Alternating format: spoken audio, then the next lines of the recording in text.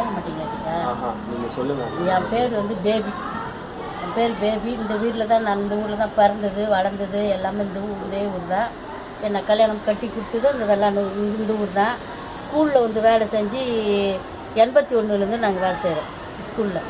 ஆனால் எங்கள் ஊரில் வந்து வசதி வந்து நிறைய குறைவு தான் இருக்குது. அந்த அளவுக்கு வந்து பெரிய வசதி உள்ளவங்க யாருமே கிடையாது. ஸ்கூலில் வந்து இந்த பில்டிங் இது மாதிரி இது இடிஞ்சு போயிருக்குது. சமையல் ரூம் வந்து இடிஞ்சு போய் சொல்லல இடிஞ்சு போயிருக்குது.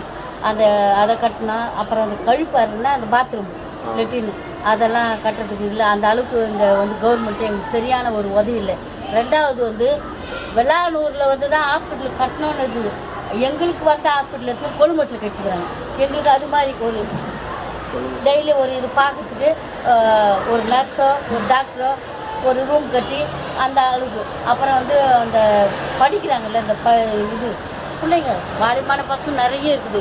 அந்த மாதிரி ஒரு இதுனா அந்த புக்கு வச்சு படிக்கிறாங்களே அது சொல்ல தெரியல பாருங்க.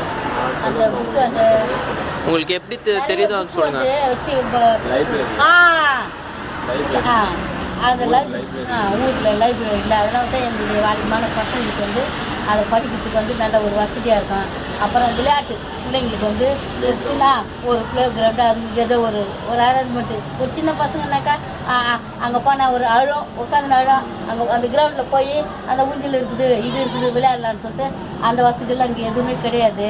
அதுக்கப்புறம் இந்த போக்குவரத்து வந்து அதை வந்து அவங்க பார்க்கலாம். இந்த பக்கம் வந்து பிள்ளைங்களுக்கு வந்து எத்தனையோ பசங்களுக்கு வந்து இங்கே அடிப்பட்டு எத்தனையோ குழந்தைங்க அடிப்பட்டு இறந்து போயிருக்காங்க.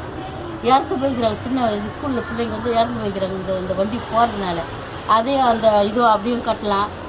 அதுக்கப்புறம் வந்து